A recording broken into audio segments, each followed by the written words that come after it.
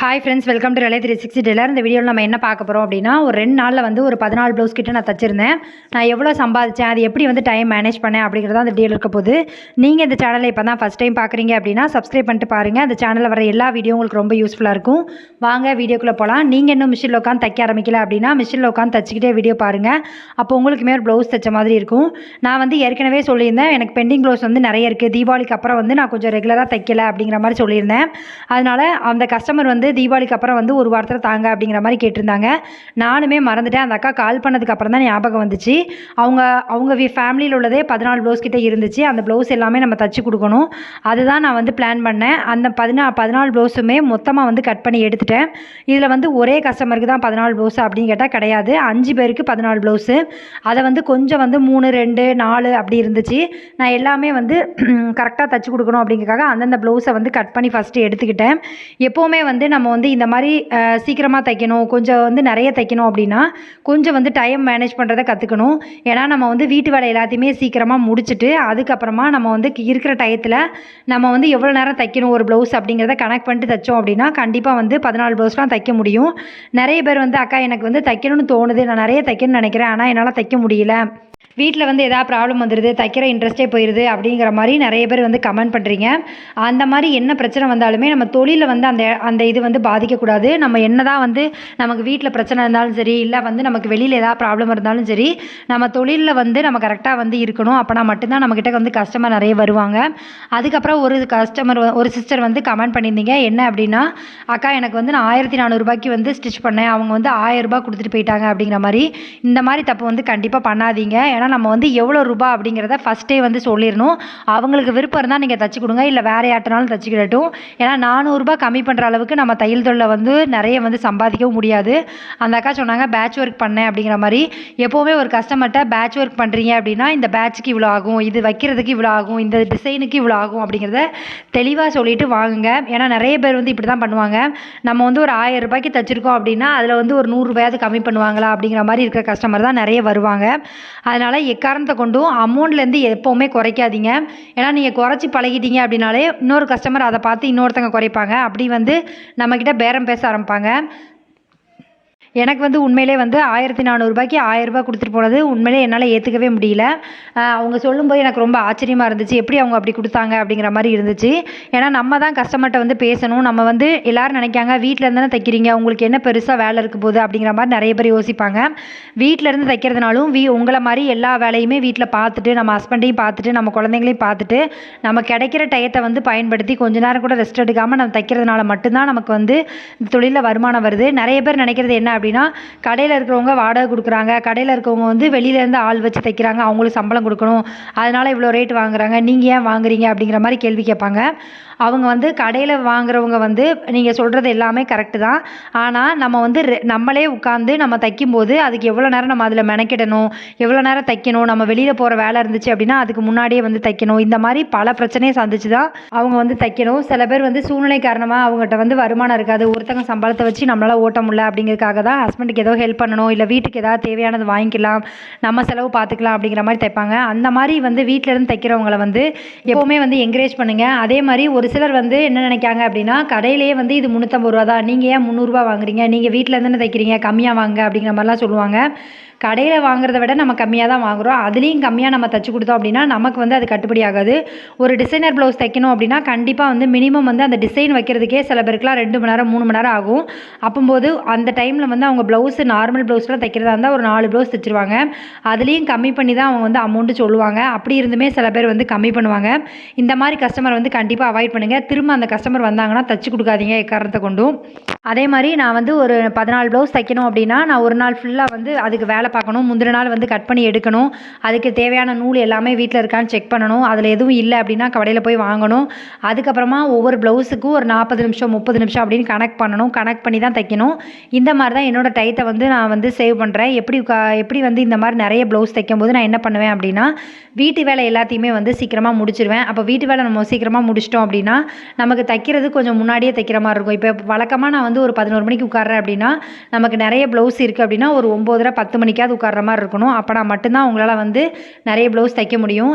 எப்போவுமே வந்து ஒரு 10 ப்ளவுஸ் இருக்குது, நான் நைட்டு 12 மணி வரைக்கும் தைச்சேன் அப்படிங்கிறதெல்லாம் இருக்கக்கூடாது. மினிமம் வந்து 8 மணிக்குள்ளே நம்ம தைக்கிறது தைக்கிற வேலையை வந்து முடிக்கிற மாதிரி பார்த்துக்கோங்க. ஏன்னா நம்ம வந்து அதுக்கு மேலே உட்கார என்ன ஆகும்னா நம்ம உடம்பும் ஒத்துழைப்பு கொடுக்கணும்.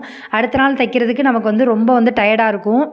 இந்த வீடியோ பார்க்குற எல்லாருக்குமே தெரியும் அவங்கவுங்க ஒரு ப்ளவுஸுக்கு வந்து எவ்வளோ நேரம் எடுக்கிறாங்க அப்படிங்கிறது. கொஞ்சம் வந்து ஸ்பீடாக தைச்சி பழகுங்க. ரொம்ப டைம் வந்து எடுக்கிறதுக்கு ட்ரை பண்ணாதீங்க.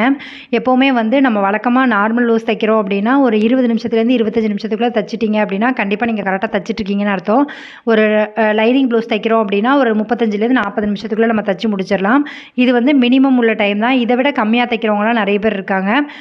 நம்ம வந்து எப்போவுமே வந்து தைக்கும்போது என்ன நினைக்கணும், அந்த ப்ளவுஸை நம்ம சீக்கிரமாக முடிக்கணும் அப்படிங்கிறத நினைக்கணும். அதே மாதிரி நமக்கு வந்து 14 ப்ளவுஸ் இருக்குது அப்படின்னா நம்ம என்ன யோசிப்போம் அப்படின்னா காலையிலேருந்து நமக்கு வந்து ஈஸியாக எது முதல்ல வந்து ஒரு சில ப்ளவுஸ் வந்து கொஞ்சம் வடுவடுப்பாக இருக்கும். அந்த ப்ளவுஸ்லாம் தைக்க டைம் எடுக்கும்.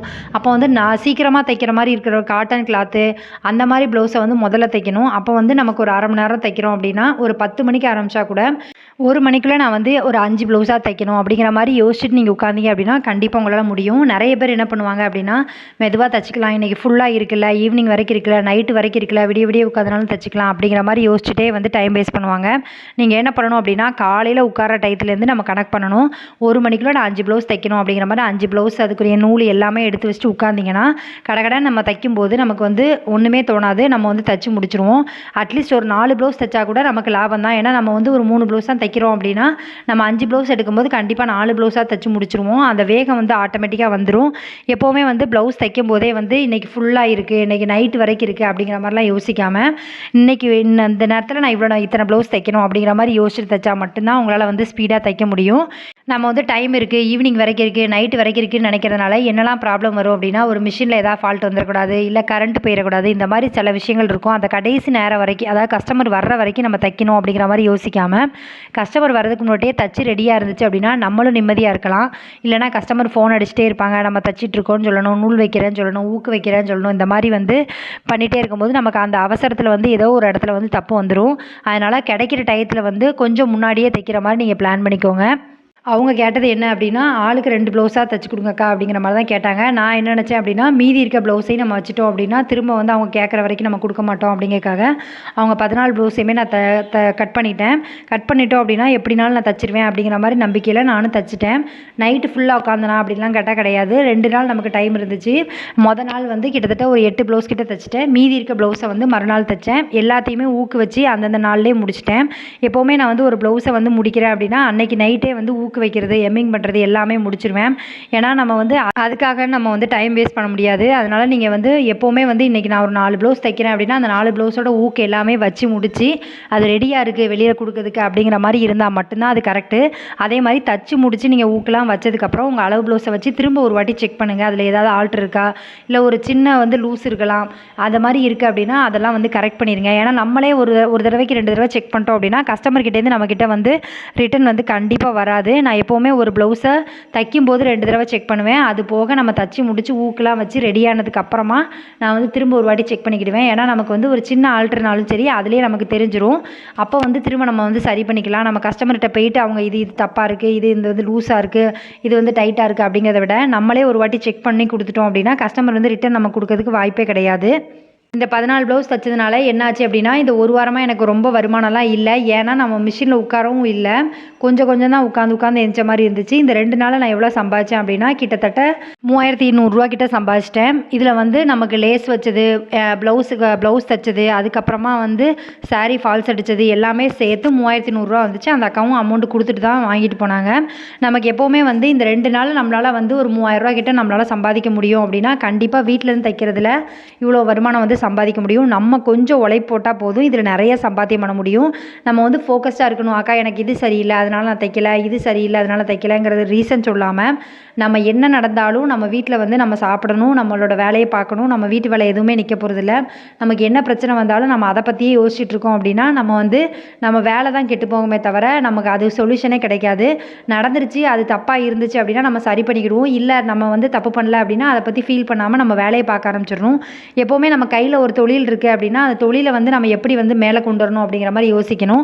எப்போவுமே உங்களுக்கு ஒரு பிரச்சனை வருது அப்படின்னா அந்த பிரச்சனையை வந்து சால்வ் பண்ணணும், அதை பற்றியே யோசிச்சுட்டு இருக்கீங்க அப்படின்னா கண்டிப்பாக உங்களுக்கு வந்து மனசு வந்து சங்கடப்பட தான் செய்யும். ஏதோ ஒரு வேலைக்கு நம்ம டைவர்ட் பண்ணிட்டோம், இப்போ நான் தைச்சிட்ருக்கேன் அப்படின்னா அந்த விஷயத்தையே நான் மறந்துட்டு தைக்க ஆரம்பிச்சிருவேன். அதுக்கப்புறம் நம்ம நினச்ச அளவுக்கு அது விஷயம் வந்து அவ்வளோ பெரிய விஷயமா இருக்காது. வீட்டில் இருந்து வேலை பார்க்குற நிறைய பேர் வந்து இந்த தையல் தொழில் பண்ணுறவங்க நிறைய பேர் வந்து வீட்டில் வந்து வாடகை கொடுக்குறது இதை வச்சு தாங்க என் வீடே ஓடுது அப்படிங்கிற நிலமெல்லாம் இருப்பாங்க. அப்படி இருக்கிறவங்க வந்து என்ன பண்ணுவாங்கன்னா அவங்க வேலையை வந்து கரெக்டாக பார்ப்பாங்க. நம்ம ஒரு சிலருக்கு வந்து என்னென்னா ஹஸ்பண்டு சம்பாத்தி வருது, இது வந்து ஒரு இன்கம், எக்ஸ்ட்ரா இன்கம் அந்த மாதிரி இருக்கிறவங்க வந்து கொஞ்சம் வந்து அதாவது நான் என்ன சொல்கிறேன் அப்படின்னா, ஒரு திருவிழா வருது, ஃபங்க்ஷன் வருதுன்னா உட்காந்து மாங்குன்னு தைப்பாங்க.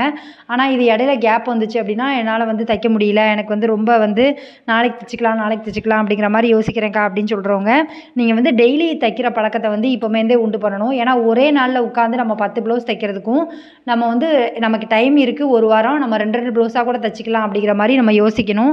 இன்றைக்கி வேண்டாம் நாளைக்கு, இன்றைக்கி வேண்டாம் நாளைக்கு அப்படின்னு நம்ம நாளை தள்ள நாள் தான் நெருங்கி தள்ளிகிட்டே போகும். கஸ்டமர் கேட்ட நாளும் வந்துடும். அன்னைக்கு உட்காந்து மாங்குன்னு தைச்சா நமக்கும் வந்து டயர்டாகும். அவங்க வந்து ஃபோன் பண்ணிட்டே இருப்பாங்க, கேட்டுட்டு இருப்பாங்க, நம்ம பதில் சொல்லணும், கரண்ட் போயிடக்கூடாது, பல பிரச்சனை இருக்குது, நம்ம வீட்டில் வந்து வேறு ஏதாவது இஷ்யூக்காக நம்ம வெளியே போக வேண்டிய வேலை வந்துடக்கூடாது, இந்த மாதிரி நிறைய இருக்குது. அதனால் நீங்கள் வீட்டில் இருந்து தைக்கிறதுனால கொஞ்சம் அசால்ட்டாக இருந்து தைக்கணும் அப்படிலாம் கிடையாது. நம்ம இன்றைக்கி ப்ளவுஸ் வந்துச்சா என்னைக்கு கேட்குறாங்க அதுக்கு முந்தின நாளாக நம்ம தைச்சி வைக்கணும் அப்படிங்கிற மாதிரி பிளான் பண்ணுங்கள். இப்போ வந்து கொஞ்சம் வந்து சீசன் கம்மியாக தான் இருக்குது, ஒரு சிலருக்கு வந்து சீசன் நல்லா இருக்குது அப்படிங்கிற மாதிரி கமெண்ட் பண்ணியிருந்தீங்க. எப்படி இருந்தாலும் சரி நம்ம வந்து டெய்லி பண்ணுற வேலையை டெய்லி கரெக்டாக பண்ணிடணும். நம்ம எப்படி வந்து துணி துவைக்கிறது, சாப்பாடு சமையல் பண்ணுறது எல்லாமே கரெக்டாக பண்ணுறோமோ அதே மாதிரி டெய்லி 2 ப்ளவுஸாக தைக்கணும் அப்படிங்கிற மாதிரி பிளான் பண்ணுங்கள். ஒரு 2 ப்ளவுஸ் தைச்சா 500 நமக்கு சம்பாத்தியம் கிடைக்கும். அது வந்து நம்மளோட செலவுக்கு தேவைப்படும் அப்படிங்கிற மாதிரி நம்ம யோசித்தோம் அப்படின்னா கண்டிப்பாக நம்மளால் வந்து தைக்க முடியும். எப்போவுமே வந்து அன்னன்னைக்கு வேலையை அன்னன்னைக்கு முடிச்சிட்டோம் அப்படின்னா நம்ம கொஞ்சம் ஃப்ரீயாக இருக்கலாம். அதனால் நீங்கள் வந்து ரொம்ப வந்து ஐயோ இவங்க கேட்குறாங்க அவங்க கேட்குறாங்க என்னால் தைக்க முடியல அப்படிங்கிற மாதிரிலாம் யோசிக்க வேணாம். தேங்க்யூ ஃப்ரெண்ட்ஸ், இவ்வளோ நேரம் வீடியோ பார்த்ததுக்கு ரொம்ப நன்றி. இந்த வீடியோ வந்து உங்களுக்கு பிடிச்சிருக்குன்னு நினைக்கிறேன். பிடிச்சிருக்கு அப்படின்னா லைக் பண்ணுங்கள், கமெண்ட் பண்ணுங்கள், ஷேர் பண்ணுங்கள். இந்த மாதிரி வீடியோ வேணும் அப்படின்னாலும் கீழே கமெண்ட் பண்ணுங்கள். உங்கள் ஃப்ரெண்ட்ஸ் யாராவது இப்போ தான் தையல் தொழில் பழகுறாங்க அப்படின்னா அவங்களுக்கு இந்த வீடியோவை ஷேர் பண்ணி விடுங்க. அவங்களுக்கு இந்த வீடியோ வந்து ரொம்ப யூஸ்ஃபுல்லாக இருக்கும். தேங்க்யூ ஃப்ரெண்ட்ஸ், இவ்வளோ நேரம் வீடியோ பார்த்ததுக்கு ரொம்ப நன்றி. தேங்க்யூ.